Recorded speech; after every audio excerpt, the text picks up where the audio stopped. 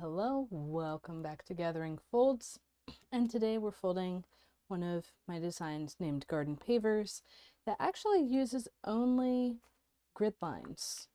So only grid lines for this pattern, and it's got these what look like hexagons on the back, but 3 of the pleats are doing one thing and the other 3 are doing another, and we actually end up with these alternating 3-way intersections and triangle wraps, or you could think of it as 3-way intersections alternating on opposite sides of the paper, creating this kind of cobblestone pattern with these triangular gaps. So this sounds much easier than it's actually going to be to fold. And I'm going to start by, and by the way, I'm using a 24 division triangle grid on a hexagon here. I'm going to start by drawing the crease pattern on one side. And actually, I'll draw it on this side because we can see the grid lines ever so slightly better. I'll start by marking the center point, so you know where I'm working. And then just start drawing the crease pattern and mentioning some key features as I go. So on one edge, or out of one corner, this mountain fold goes 3 spaces, and then another, it just goes 1. And there's this little additional fold. 1, 2, 3, and leg, and 1, 1, 2, 3, and leg, and 1. And the valley folds, we get a, to remember to do dashed for those valleys. We get a 3-way intersection there. We also get a 3-way intersection here. That does indeed go 2 spaces there. And we get a little leg here because the next mountain is connecting over here. So this mountain is equivalent to this one over here. So that's really what we're looking at for this crease pattern, and I'll just fill in a little bit more.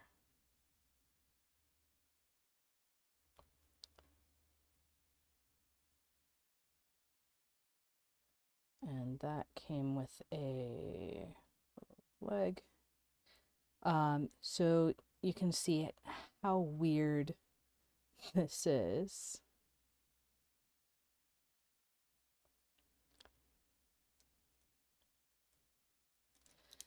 And I'll drop in the mountain folds that go out from here too. Okay, so you might take a look at this and say, okay, this part inside looks exactly like a closed hexagon twist, but that's not how I'm going to fold it. I'm actually going to fold one 3-way intersection at a time, and we'll see that some of them act like normal 3-way intersections, like this one where the mountain goes all the way out. I'll set up the 3-way intersection of mountain folds at the top corner there, and we have this mountain that goes all the way out, and we see the 3-way intersection of valleys down below. That's going to fold over like so. And then for the next one, so working around clockwise here, got one of those. My mountain's only going to go 1 space, and I'll extend for folding purposes, this mountain around the central hexagon. And I'm going to have a triangle wrap. So this mountain underneath is going to come up. I'm focusing on the intersection of valley folds here. This is why I say the three-way intersections on the other side. And then I can rotate and repeat with a three-way intersection focused on the mountain folds here.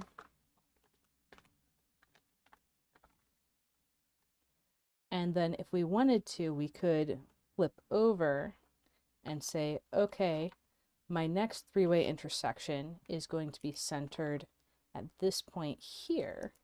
And we can treat it as a three-way intersection of mountain folds on this side. And I know I have to have a fold in towards the center, and I'm using the rotational symmetry to say, okay, this pleat, instead of laying down this way, lays down kind of pushing out. So we've got these platforms building up. And then I can flip over and open up. And here I'm going to go ahead and open up both of these intersections to put in, notice I've got this zigzagging valley that's going on through, and this mountain comes out, but on this one I need the valley.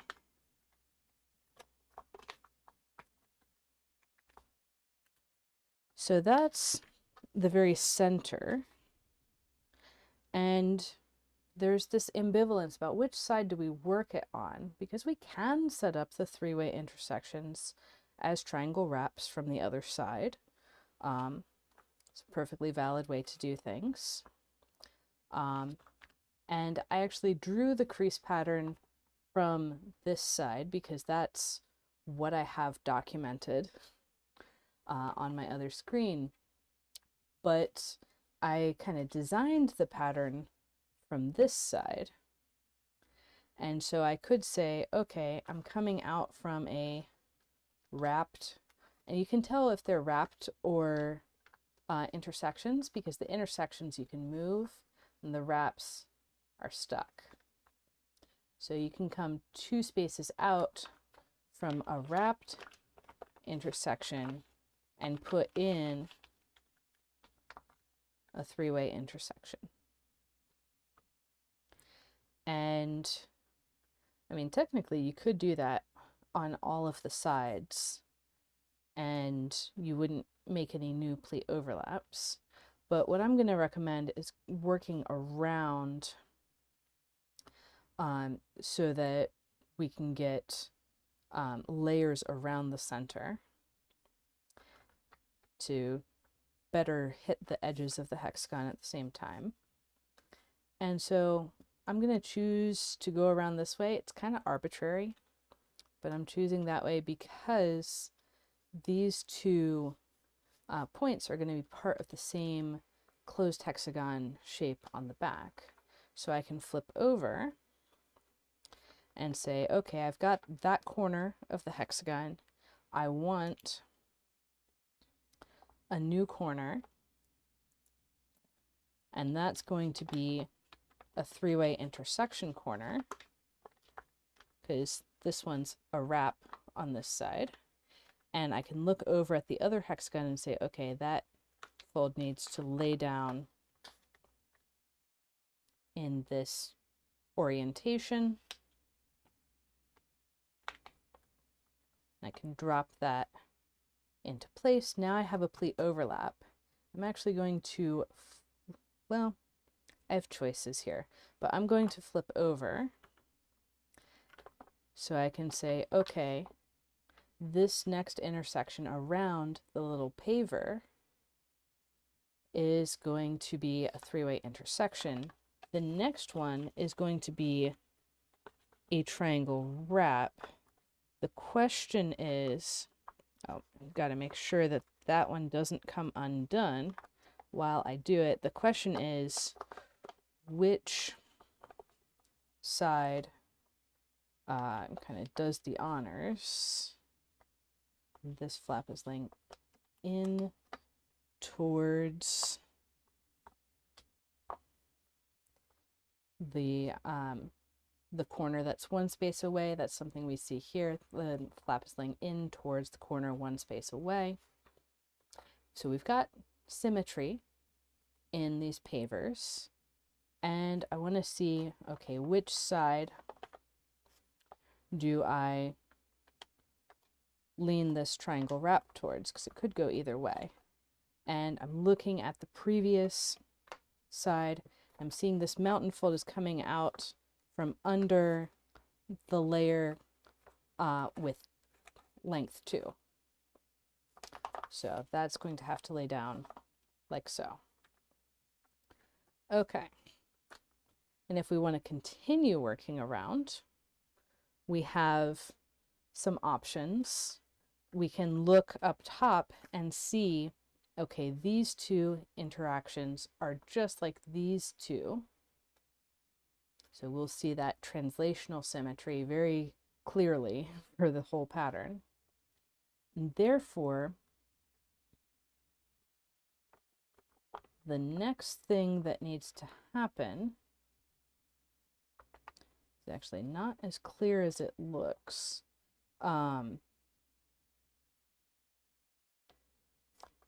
Okay, therefore the next needs to be a copy of this, because it's off of this pleat coming out from under this kind of corner.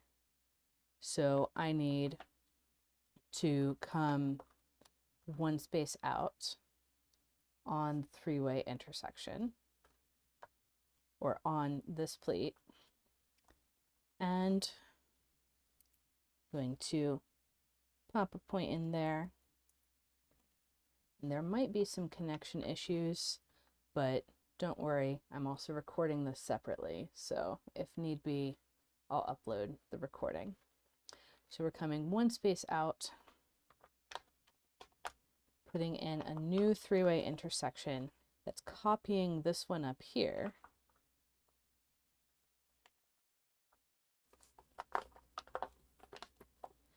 And then we've got an overlap, and I know that this long edge is the same as this long edge. It's going to come 2 spaces and make a 3-way intersection.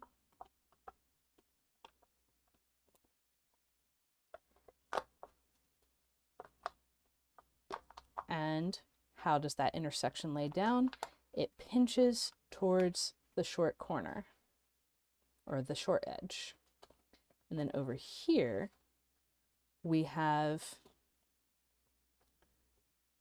one space and our wrap.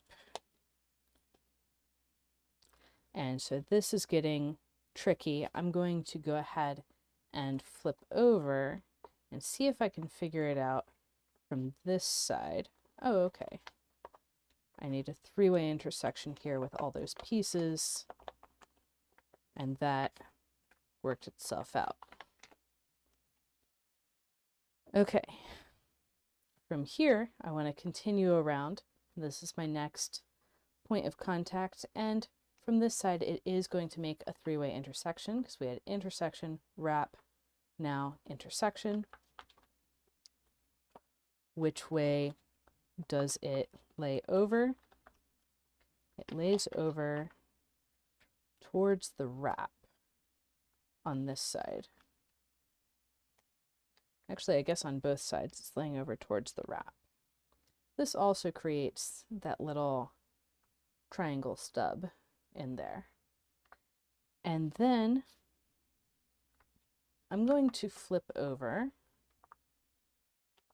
so I can resolve this paver. It's going to have a 3-way intersection, 2 spaces out. And I'm going to be very careful not to undo anything I've already done. Yink. And I'm also being very careful to make a three-way intersection of valleys under here that I'm going to resolve. Remember, we'd said before back here that when we're doing this, the mountain fold is sitting right under the length 2 edge. It's not laying down this way with the mountain under the length 1 edge. So that's a key distinction. We're going to be learning the phenomenology of all of this as we go around. But now we're getting into a place where we've seen what happens before. We're going to come one space out on this mountain fold and put in a new three-way intersection. That's going to push up in, just like this one pushes up in around its hexagonal space. And then we can have our three-way intersection up above and our triangle wrap down below, which feels pretty much in conflict.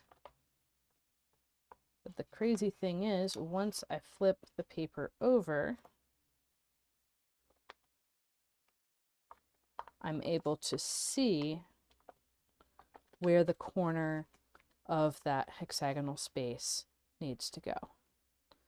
So even though this pattern is using only grid lines, it is not easy to fold, and I'm having to set things up from one side and then finish them from the other in order to get everything into place. And I will say this is going a lot smoother than the initial demo and the piece that I folded that's on the thumbnail for this video. Then we can, something about, you know, having folded it 3 times makes it a little easier. So if you're struggling more than I am with this, that's probably why. Yeah, it doesn't look easy to fold. That is an accurate statement. There's a lot of these little details and everything looks kind of the same from both sides.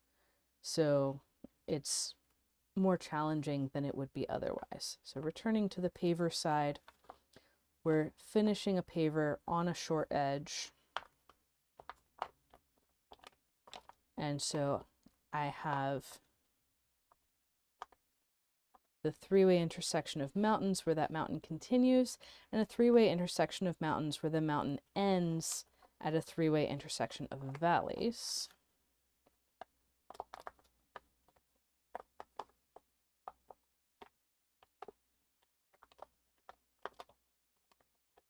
And one of the reasons that I picked this pattern to teach today is because it's part of the crease pattern is part of Tessellation Academy this month, July 2026. And it's not one of the tutorial patterns in Tessellation Academy, but I wanted to show it to demonstrate that even without twists, you can still find really interesting stuff to fold.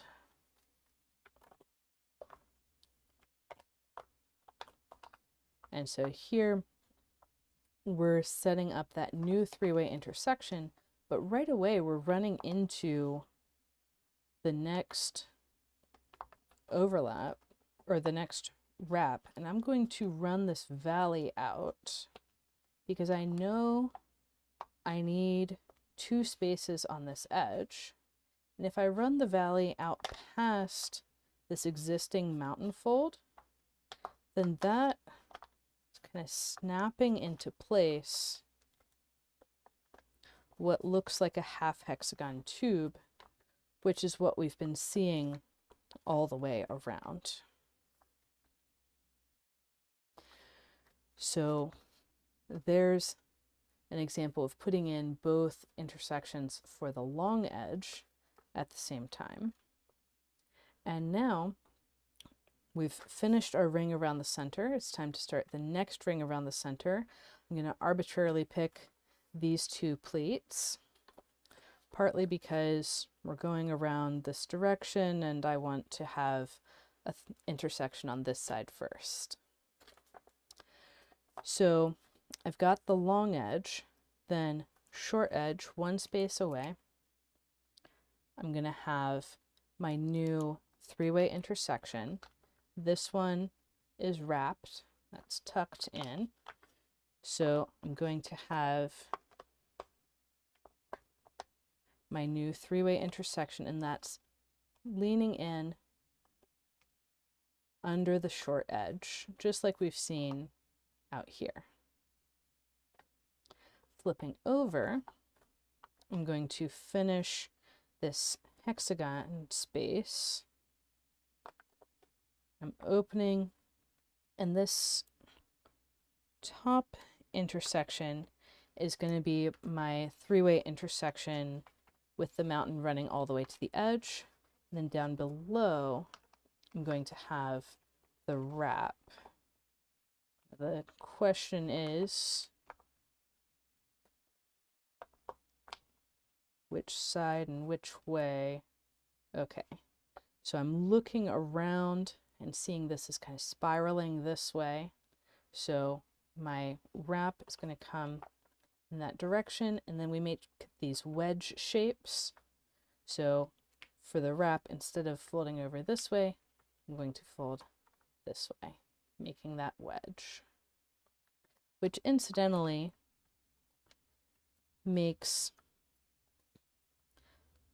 this one, or length one side on the other side. And we have an intersection over here.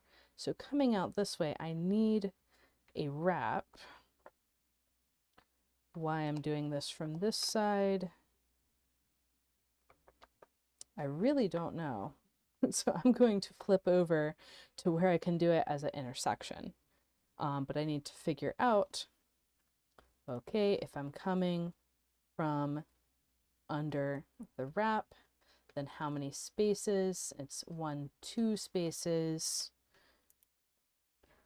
1, 2 spaces to the center of the intersection. And I can see that intersection is going to be just like this one, where I'm going to fold in and close up on top. Okay. So now I have a choice of whether I continue on this side or the other side. I'm going to hedge on this, on the other side, because I can come one space out for my new intersection, and then I'm running the valley fold through here, and I'm interrupting that existing mountain fold. I'm popping that down, making a three-way intersection of valley folds underneath, which gets resolved by folding. That this is actually resolving into 2 wedges, not a wedge, one wedge between the 2 intersections that we're working on. And there is that moment where this hexagon started rotating, and let's see if we can recreate that on a later one. I'll leave this one be for now. So here I had an intersection on this pleat, so I'm going to flip over so I can get a new intersection, and this is going to be a long edge because we have a short edge over here.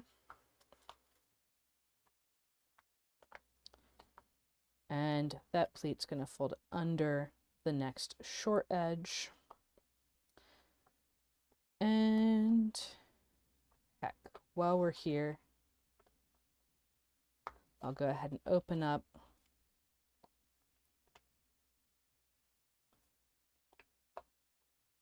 being very careful. Notice this is, I just did an intersection. This is my next intersection. This one, the mountain fold goes only one space and then wraps.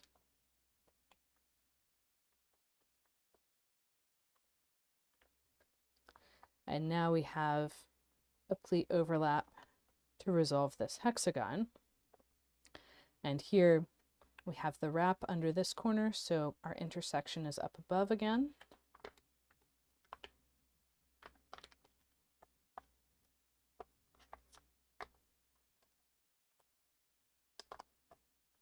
And can pop down, and this one we're making this wedge between the two intersections that we're putting in. And partly we can see that because we already have two other wedges coming to these wrapped corners. But partly that's just in the alternation. We have to be able to read and see the symmetry in this hexagonal space, the symmetry in this, which ends up being a hexagonal space. It's also 2 by 1, but 2 of mountain, 1 of valley, and then the symmetry in this hexagonal space, which is 2 and 1 mountains. So there's a lot going on. I'll come back to this small hexagon space, and remember we're coming 2 spaces out to find the next intersection.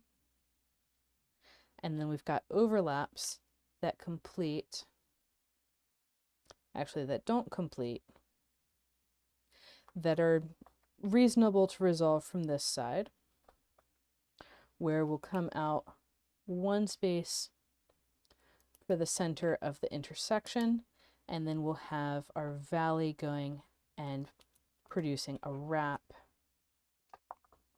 down there. So it's easier to put the valley in place first and then the intersections of mountains, like so. And now this would be a royal pain to try and resolve on this side. So I'm going to flip over, and we have an intersection up here already. You can see this is free to open up. So that's going to be the wrap. I'm going to open up,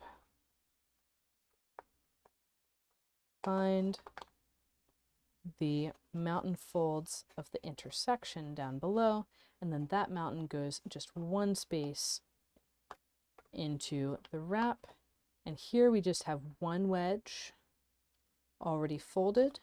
So these pleats to the edge need to diverge. They need to spread apart from each other. So we're getting into a flow. Finally, flipping over, I'm coming 2 spaces out to my new intersection.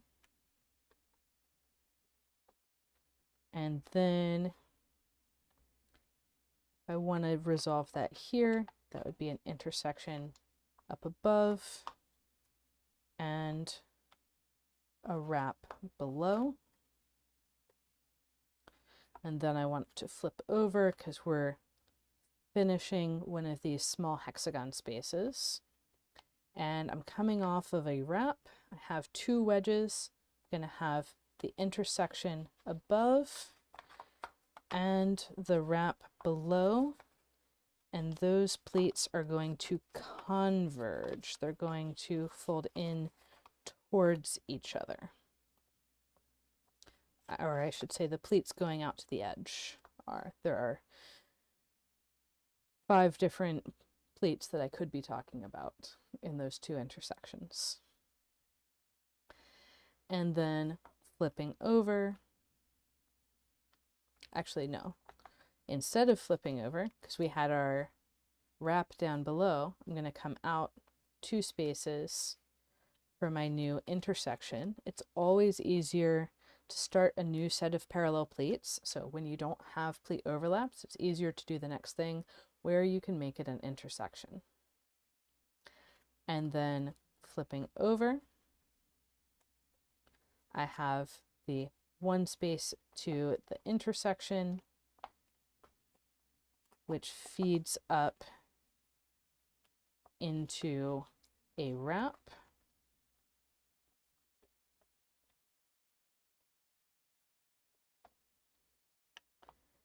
And oh, another reason to fold this pattern today is that I don't remember the full backstory, but I think this little snippet was something that we designed in one of my office hours, probably a Basic Twist Bootcamp office hour. So that's a cool little tidbit about the pattern that you could go find out exactly how it was designed. It might have also just been something that we pulled out of my box of things to be diagrammed. And then I was like, oh, actually, this is kind of cool. So I've just been folding and talking. But another reason, and let's see if I can fish this out from my stack of miscellaneous folded. Actually, no, I stuck it in my box. Speaking of my to be diagrammed box, that's something that we pull from sometimes in the office hours when there's no questions. And there's a bunch of cool stuff in there. Some of which, the one that I was going to show you, has 3-way intersections and triangle twists, and it's a wild ride, let's say. So from here, we're getting close to the edge. I'll go ahead and do another layer around the center, but we can expect that a lot of that is going to be kind of dangling off the edge. And I'll pick this set of parallel pleats somewhat arbitrarily because I finished working near here. And this is coming from a wrap. So I'm going to come 1 space out. It's always 1 space out on this side. And put in my new intersection. And I can also do an intersection up above.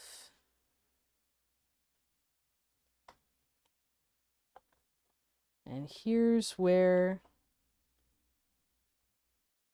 oh, okay, I see the problem earlier. I was trying to force that to be a 1 space to a wrap, but it's actually 2 spaces to a wrap on these top edges.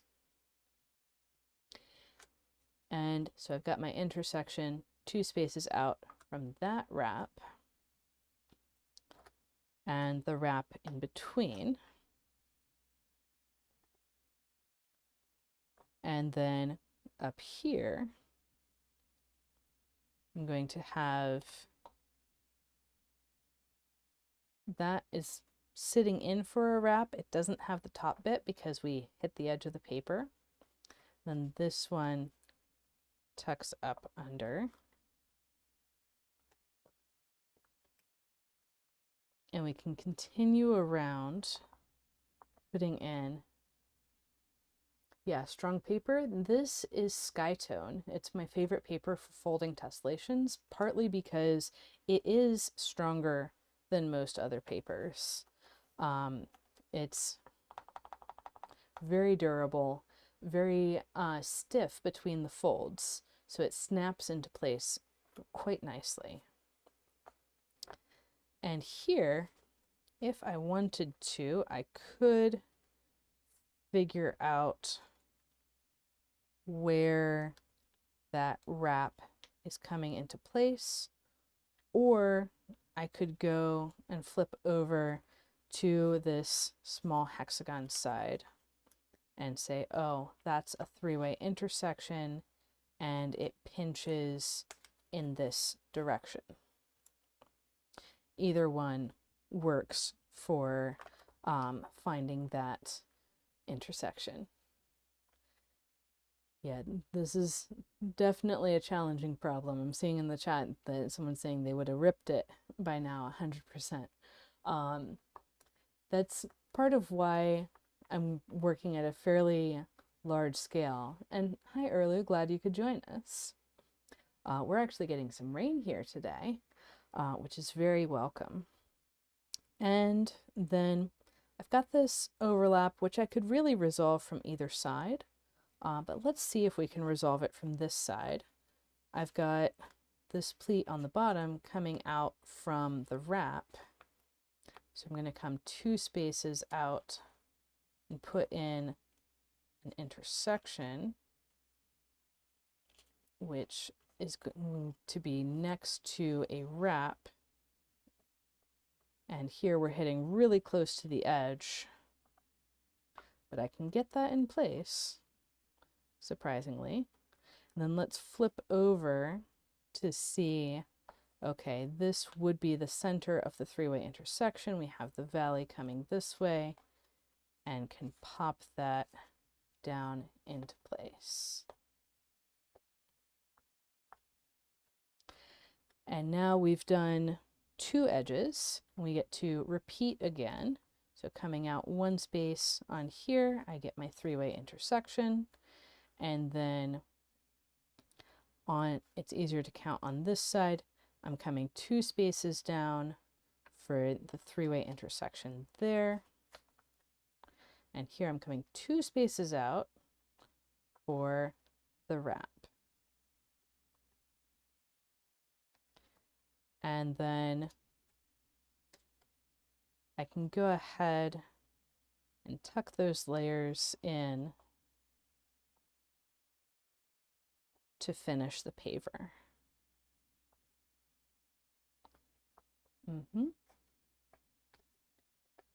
Yeah. Yeah, so earlier saying that they started this piece, they have 4 of these guys, but they're looking forward to finishing the tutorial before going further. Okay, so then on this edge, it is going to be easier to flip over to this quote-unquote closed hexagon side, small hexagon space side.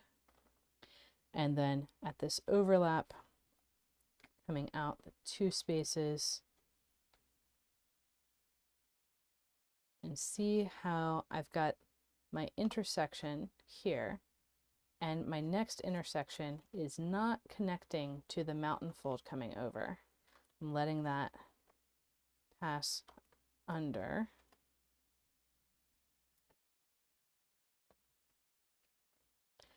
And then down here, this is a wrap, so I need an intersection in there. And that's tucking under here. I think that's precisely what I need. Yeah, that is precisely what I need. And then I can come back to the paver side for the next set of parallel plates, which we've seen twice already. So I'll move a little faster.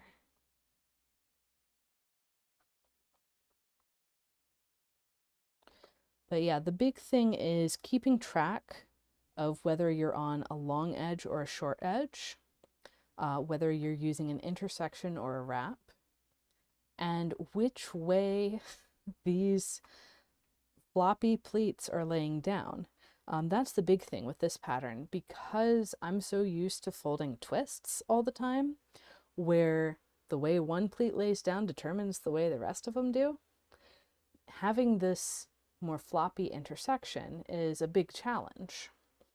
because it's not at all clear which way, for example, this flap should lay down given the edges above. But I was able to see early on that these flaps are laying under the short edge. So that gave me some clues. And then recognizing when to flip the paper over, that's, I'd say, the even harder part. But it's mostly, hey, I want to work on the side where I can start with a three-way intersection instead of a wrap. Partly because the wrap, I think, has more degrees of freedom.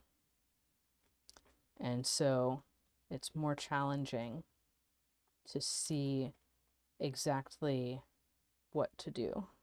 So on this side, the three-way intersection edges are coming back towards the wraps, which actually is not a great description because it's a wrap on either side, but they're making these converging and diverging pairs of folds. So we see converging, diverging, converging, diverging. And so once you have a little bit of the pattern, that can be a clue of how to go forward. And there we have it.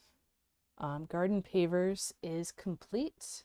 I would say this is the pavers side, although the hexagon side is also interesting. You can use it to confound anybody who knows closed hexagon twist. Just show them this, and they're like, oh yeah, closed hexagon and open triangle. No, no, it is not.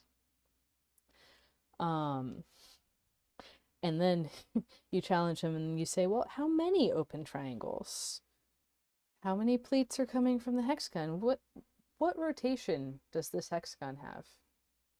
According to which pleats?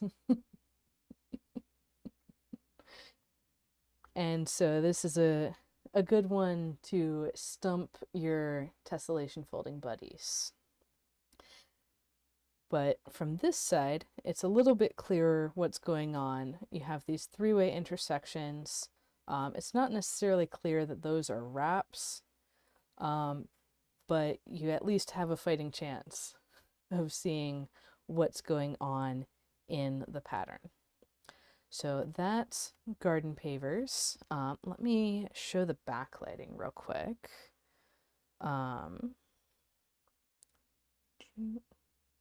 Flashlight, there we go. Wait. And we've got this nice outline where there's actually a single layer in each of these light spaces and lots of layers everywhere in between. And then from this side, if you just show the backlighting, that really looks like the backlighting for the open triangle flagstone pattern. If you just showed the backlighting, I would be pretty convinced if I didn't look closely at, for example, this zigzag going on. So this is a good pattern to stump your friends. One interesting feature of this pattern is that the three symmetry positions are in the middle of the dark areas, the triangles pointing up, and the triangles pointing down. So it's very easy to describe those symmetry positions. You see three of the same thing around each of those spots. It's just that on the other side, it looks like there's 6 and 3 and 2. But no, it's actually triangles pointing up and triangles pointing down. So that's what's going on with Garden Pavers. and I hope you enjoy the rest of your day. Next week, I'm going to be here with a big pattern that I'll be folding for the first time, more of a demonstration. I've already started the grid. It's going to be 80 divisions, rotated grid. So that'll be a fun time. I think it would also work well on a diagonal grid if you want to try that for yourself. So happy folding, everyone, and see you in the next one.